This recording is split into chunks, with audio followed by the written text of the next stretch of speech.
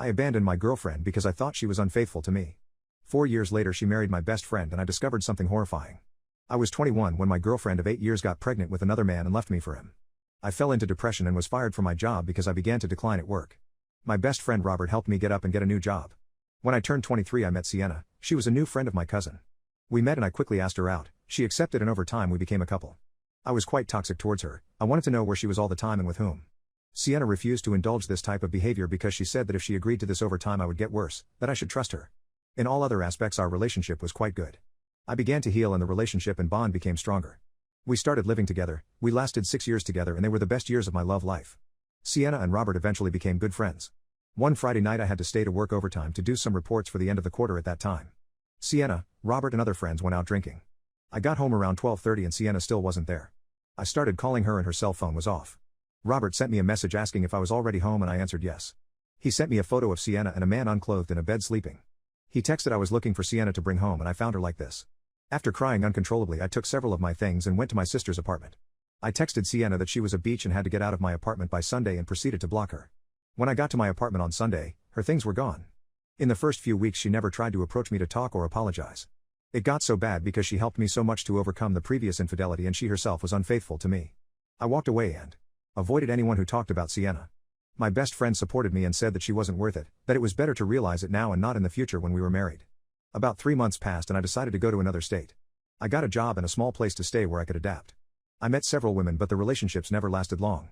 I never had social networks. I had communication with Robert but over time it became non-existent. 6 months ago I decided to download Facebook. I found my sister and checking her friends list I found Robert. In marital status he said married. Checked the photos of him and he married Sienna a year ago. I asked my sister about them and she said that they didn't know anything about Robert's life since I left. They have seen him at most 10 times in these 4 years but they never started a real conversation. I wrote to one of my friends on Facebook at that time, and he did have contact with Robert. I asked him about it and he told me that Robert and Sienna became very close because Robert supported Sienna after her altercation. He also called me an idiot for abandoning Sienna in her state even though she always supported me. I asked him what she was referring to, as I didn't know what she was talking about. He asked for my number and called me a few minutes later. Apparently that night they started drinking a lot, several of them left Sienna alone. After a while Roberto sent me the image. They woke up Sienna and she didn't remember anything. The guy that was next to Sienna ended up roping her. She was very bad, especially after I kicked her out of the house. She never contacted me because she was really in a bad way. She went to therapy and when she wanted to look for me she found out that she was pregnant. Robert supported her all the time. She ended up losing the baby. They started dating later, got married and apparently now she is pregnant. I told my friend that I didn't know anything about that. I always believed that she was unfaithful to me and that Robert never tried to correct me in that regard. I really feel terrible, mentally worn out with so much crap because I still love Sienna. Should I contact Robert or Sienna? My dad allowed my brothers to do whatever they wanted to me.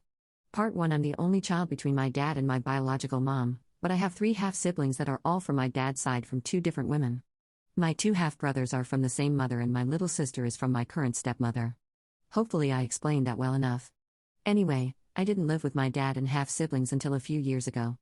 I was living with my crazy aunt but contacted my dad and he let me stay at his place. I still technically live with my aunt, but I spend most of my time with my dad and his family. Whenever I came over, I would just spend my time hanging out with my half-brothers who are all older than me. It became pretty clear to me that they both had a crush on me. We didn't look much alike. I was the only blonde with blue eyes and according to my dad, I look a lot like my mom. But I also played the same video games they did, had the same sense of humor, and overall had a lot in common despite our age difference. The first experience I had was with my oldest brother. We would always play dumb games like Truth or Dare or make bets with each other. The first time I kissed him was because I lost a bet. After a few times of losing bets or being dared, we kind of just kissed. Whenever we were bored, we would just go to his room and lock the door to kiss for a while. One time he forgot to lock the door and our other brother came in and saw us having a full-on makeout session. I'd give it was because of jealousy or just because he was annoying, but he immediately went to go tell Dad. I remember both me and my brother were panicking and begging not to tell Dad, but he did without any hesitation. I immediately just locked myself in my room and cried as I heard my brother tell on us. Nothing happened though. I thought initially my dad was just so disappointed that he didn't want to talk about it. But a few days later, my oldest brother told me that my dad was okay with us kissing and they talked it out. At first I 100% thought he was lying just so we can kiss again. But I didn't really care since I really missed our makeout sessions. So we started to kiss again. But then one day we leans in for a kiss while we were chatting in the living room. I immediately put my hand over his mouth and just laughed before asking, "What are you doing?" To which he said it was fine and to trust him. I was really bad at saying no to him and I still am. TBH, so we started to kiss in the living room couch, and only about 20 seconds later, my dad walks in on us, and I immediately pull away and pretend like nothing happened. But my dad literally said, "It's okay, y'all, keep going to us." My brother then leaned back in to kiss me. But on NGL, I was uncomfortable knowing my dad was right there while we kissed. After my brother learned that we were kissing without consequences. He got super jealous, and I thought it was kind of cute how badly he wanted me. My wife asked me to open our marriage, so I made her regret everything 1 year later. Now she's begging me to close it back and live happily ever after with her, but I'm not interested. I married my wife 2 years after we both graduated from college. We were the typical cliché couple. She was popular amongst everyone while I was kind of a loner with a small friend group. Still, we got together. She had taken all of my firsts. I thought our life was perfect. I would go to work and come home to a lovely meal and happy wife. She would always ask me to buy her gifts, like a purse or some jewelry, and I would happily buy it for her. I considered that to be how my wife and I express our love for each other. Our bedroom life was also great and we'd both sleep satisfied. But nothing could have prepared me for the day my wife revealed a horrifying secret to me. It was supposed to be a normal Monday, but I noticed that my wife was sorta ignoring me in the morning. I just thought she was sleepy and left for work. But when I returned home, she immediately told me to sit down because we needed to talk. She had gone on a work trip last week and done something horrible. My heart dropped to my stomach when she said that she had slept with another man. I asked her in a shaky voice, "Did you really cheat on me?" And she said this with a straight face, "No, I didn't cheat on you. It's different." Then she began explaining about how open relationships are really popular nowadays and she wants to do a similar thing. I asked her why she wanted this, was I not enough for her? And she straight up told me no. She said she wanted the same freedom that she had in college. She assured me that she still loved me, but will leave me if I don't agree to this. Apparently she had already slept with someone to try and push me to accept her offer, because she can't undo the past. The coworker that she slept with on the trip was going to be her side lover whether I wanted it or not. At that point in time, I was still madly in love with her, so I did everything to keep her close, including agreeing to an open relationship. Obviously, I set some rules. We can't bring our other partners in the house that I bought for the two of us, and we won't tell the other about who we're sleeping with. I also deleted that coworker's information that my wife gave me. I didn't want to drown myself in anxiety. The first month was the worst. I used to constantly think about where she is, and who she's sleeping with. I even begged her not to go on a trip, but she said, "I'm just doing things as we agreed, stop crying." And left. I was still hoping that she'd realize how much love I had for her, give up this folly and come back to me. Oh, how naive I was. At the end of the month, she was happier than she had ever been. That truly broke my heart as my wife was sleeping with other men while I was crying myself to sleep every night. My love for her vanished. Well, enough was enough. I thought that if she's happy, why should I be sad? That night, I went to a club for the first time in years. Fortunately, the first woman that I approached responded well and we went back to her place. Unfortunately, it felt terrible for me. I still loved my wife somewhere in my heart, so sleeping with someone that wasn't her didn't feel good at all. I even threw up after. I decided there and then that I won't force myself to do anything I didn't like. So instead, I rekindled my old hobby of gaming. It was honestly amazing. I turned our basement into a man cave and would always game for an hour or so before sleep. I had made a Discord account and was making a lot of friends online. I met a wonderful woman named Cecilia online as well. She was really nice and I was able to open up to her. I confessed my feelings about the situation my wife had put us in. She had destroyed the love we built and I couldn't do anything about it. Cecilia didn't judge me or my wife, and just comforted me while we spent time together. We even met up in real life and hooked up. I was torn between Cecilia and my wife. I still loved my wife deep inside and was hoping she would leave her lover. But I no longer felt the nausea from sleeping with other women. Eventually, Cecilia managed to get me to move on. I no longer cared about my wife's day, no longer asked her to have dinner together and no longer asked if she's alright. A burden had just been lifted off my chest. This continued for around 7 months and that marked the 1 year mark of our open relationship. But my wife couldn't process that and would soon take back her own words. My wife asked me to open our marriage, so I made her regret everything 1 year later.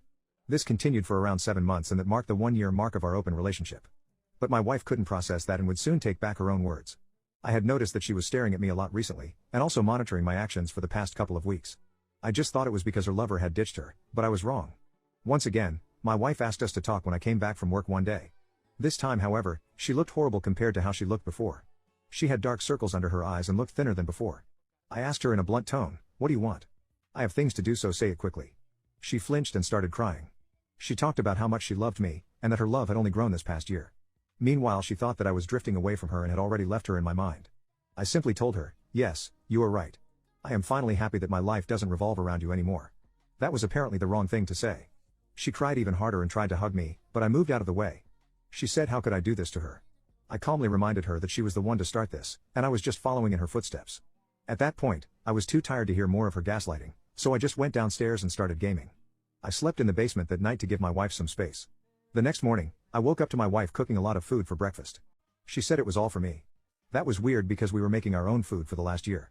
Nevertheless, I ate it since she already made it but asked her to not do it again. The next weekend, I was just relaxing in the living room when my wife walked in all dressed up. She said that we should go out together for an expensive dinner. I said I'm not interested and that she can go with someone else. She began crying again even though I wasn't being rude at all. She asked me if I didn't love her anymore, and I just accidentally blurted out, "Not really." Her face went red and I thought she was going to get angry, but she just sat down. She told me that she wanted to close our relationship. That is the one who first proposed it, she had the right to do so. She had noticed me talking to another woman a lot and was jealous of me giving her attention. She said she wanted us to do marriage counseling and work on our relationship. She tried to explain that she was unsatisfied with her lovers, but I thought back to her happy expression after the first month. I finally realized what had happened.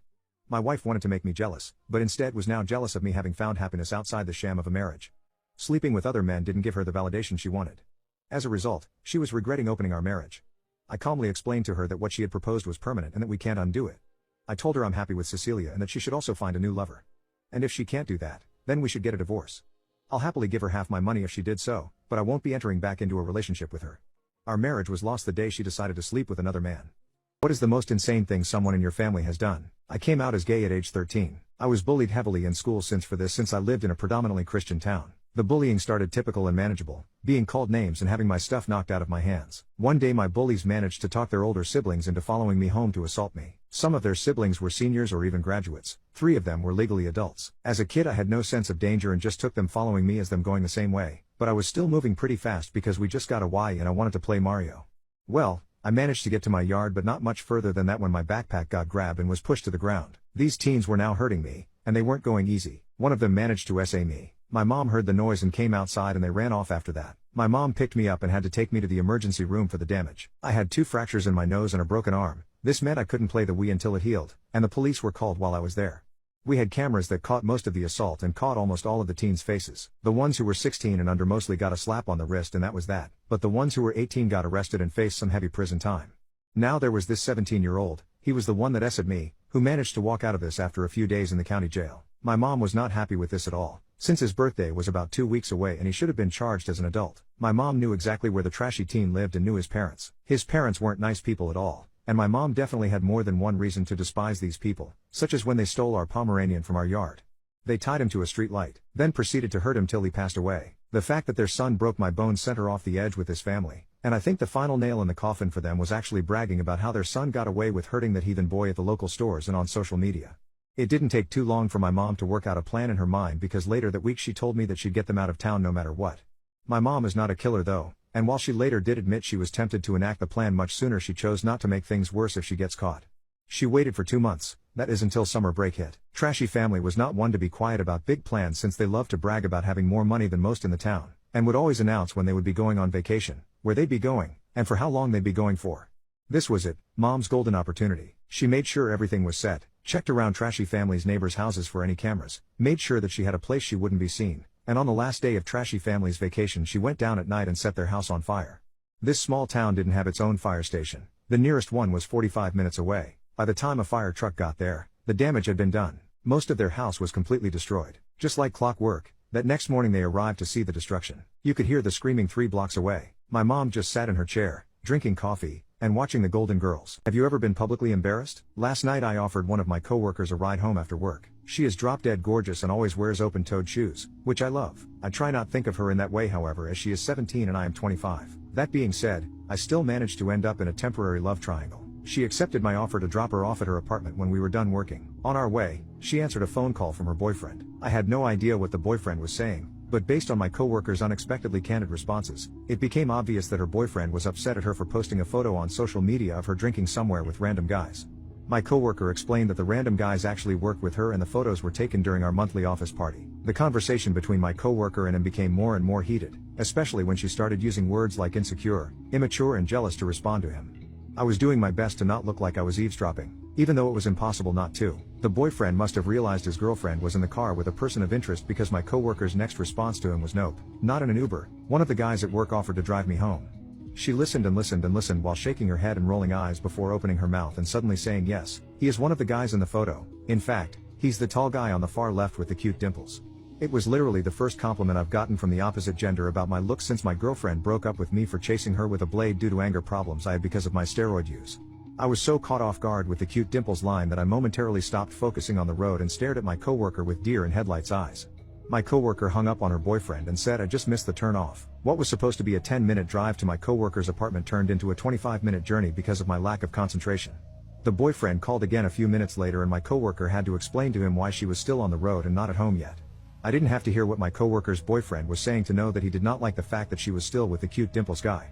My coworker eventually became so frustrated, she switched to Danish mid-argument, her native language. I think she assumed I wouldn't understand what she was saying, but I did. My best friend is Scandinavian. When we got intoxicated together, he never spoke English, which kind of forced me to learn what he was talking about. My coworker, now speaking Danish to her boyfriend, apologized for upsetting him and said that he had no reason to feel threatened because she would never cheat on him with anyone, especially not with the guys at work, and singled me out, saying she noticed me always staring at her feet and that my dimples are the only cute things about me and the fact my teeth look like badger's teeth.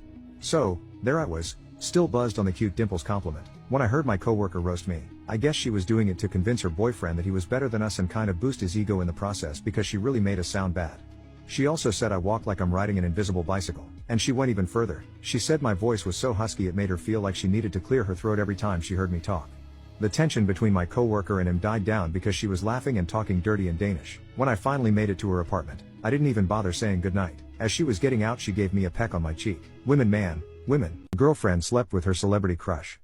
I'm still in shock. I'm heartbroken. My girlfriend and I have been dating for 4 years. We live together. During that time she has been obsessed with a very minor YouTube musician. He has a few videos with a couple million views, and a small following. During our entire relationship she has always claimed that he was her exception. I always assumed it was a joke. I'd fire right back with my celebrity crush. Well, he went on tour and played in the city near us at a small venue. She went with a coworker to see him. After the concert she didn't come home that night or answer my texts. I assumed she slept over the coworker since she lives closer to the venue.